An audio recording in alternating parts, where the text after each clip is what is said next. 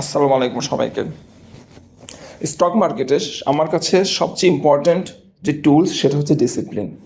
আমার আশেপাশে অনেক ট্রেডার আছে, অনেক ভাইদের বোনদের পোর্টফোলিও আমি দেখি, এবং সেখানে একটা জিনিস আমার খুব কমনলি চোখে পড়ে, সেটা হচ্ছে ইনডিসিপ্লিন। তাদের মধ্যে কোনো ডিসিপ্লিন নাই। যেমন আমি আপনাকে একটা এক্সাম্পল দিই, আপনি এরকম অনেককে দেখবেন যার একাধিক পোর্টফোলিও আছে, মানে একাধিক হাউসে সে ট্রেড করে, কিন্তু কোথাও সে প্রপারলি টাইম দিতে পারে না। ওকে, দ্বিতীয় একটা এক্সাম্পল দিই, সেটা হচ্ছে দেখবেন কারো পোর্টফোলিওতে 20টা 25টাও স্টক আছে, কারো পোর্টফোলিওতে 12টা 13টা স্টক আছে। মানে উনি কোনো স্টকেই উনি কনভিন্স না যে ওনার এই স্টক চয়েসটা ভালো ছিল, এই জন্য উনি 15টা স্টক উনি ট্রাই করেছেন, কোনোটা 200, কোনোটা 300, কোনোটা 50টা, কোনোটা 150টা, কোনোটা 1000টা, কোনোটা 10,000। মানে লট সাইজেও কোনো ছন্দ নাই, লট সাইজও ইনডিসিপ্লিন।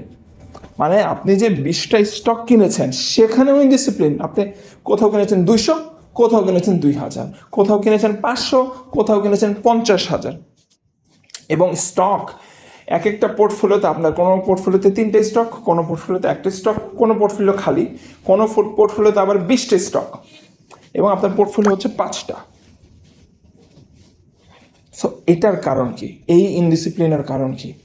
আমি কেন বলছি? কারণ হচ্ছে আপনি যখন কনসেন্ট্রেট করতে পারবেন না একটা জায়গায়, এবং আপনি যখন একটা স্টকে আপনি যখন মনোনিবেশ করতে পারবেন না, আপনি ওই স্টকটার মুভমেন্ট বুঝতে পারবেন না ভাইয়া। দেখেন, এটা আমার জন্য খুব ইজি যে কোনো একটা পার্টিকুলার স্টক নিয়ে আমি যদি এখানে কথা বলি, ABCD যে কোনো একটা স্টক নিয়ে যদি এখানে কথা বলি, আমার প্রচুর ভিউ হবে, মানুষ আমাকে অনেক হাততালি দেবে, বাহবা দেবে যে এই ভাই অনেক কিছু জানে, উনি আমাদের এই স্টকের সাপ্লাই, স্টকের ডিমান্ড সব কিছু বোঝাচ্ছে, হ্যাঁ, রেজিস্ট্যান্স বোঝাচ্ছে, এবং স্টকটা আগামীকাল, আগামী পরশু কত ভালো করতে পারে, 2 টাকা 3 টাকা গ্যাপ দিতে পারে, এই ভাই তো আমাকে এটা দেখাই দিল, আমি কিনলেই প্রফিট করব। আমি কিন্তু চাইলে আপনাদের সেই বাহবা নিতে পারি, কিন্তু আমি ডিসাইড করেছি আমি আপনাদের সেই বাহবাটা নেব না।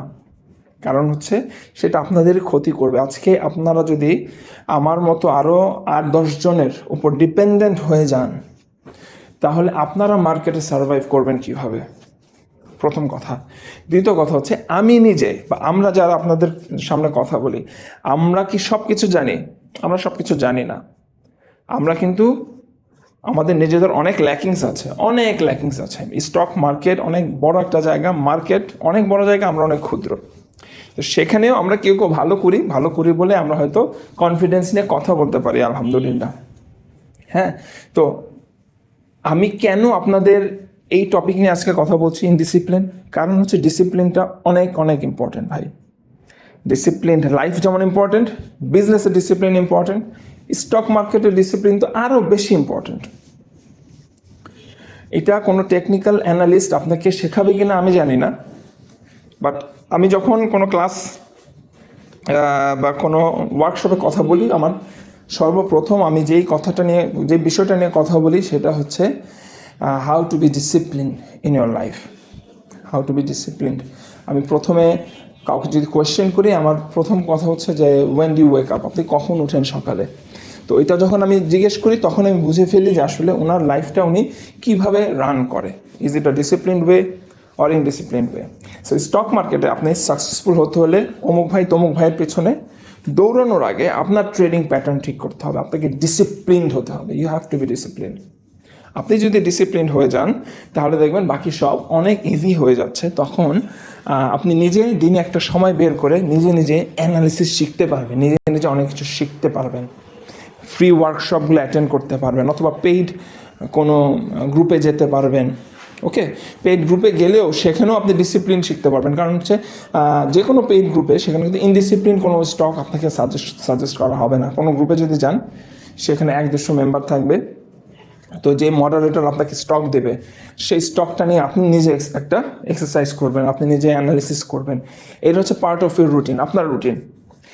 এবং আপনি এই রুটিনটা মিস করবেন না। আপনি কেউ একজন স্টক আপনাকে সাজেস্ট করলে আপনি সেটা কিনবেন না, আপনি সেটা নিয়ে নিজে অ্যানালিসিস করবেন, বোঝার চেষ্টা করবেন যে কেন এই মার্কেটে এই মুহূর্তে এই স্টকটা ভালো, এটা আমি একটু বোঝার চেষ্টা করি, তারপরে আপনি সেটাতে এন্ট্রি নেওয়ার চিন্তা ভাবনা করবেন।